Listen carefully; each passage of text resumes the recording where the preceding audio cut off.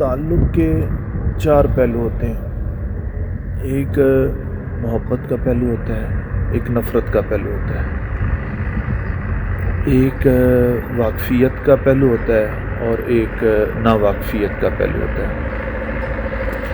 ہمیشہ انسان کو جو چیز ڈسٹرب رکھتی ہے، جو چیز انسان کو کے رویے کو ڈیمیج کرتی ہے، اس کی نفسیات کو ڈیمیج کرتی ہے، وہ ان چار میں سے جو تعلق کا نفرت والا پہلو ہے وہ انسان کو خراب کرتا ہے، وہ انسان کو ڈیمیج کرتا ہے.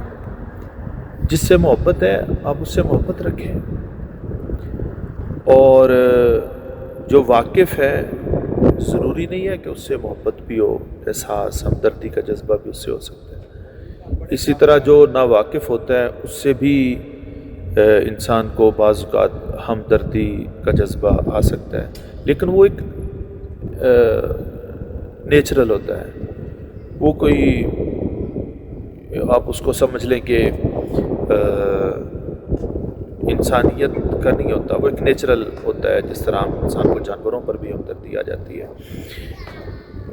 تو کوشش کریں جو آپ کو پریشان کرتا ہے، جو آپ کو تکلیف دیتا ہے، اس سے نفرت کا رشتہ نہ رکھیں.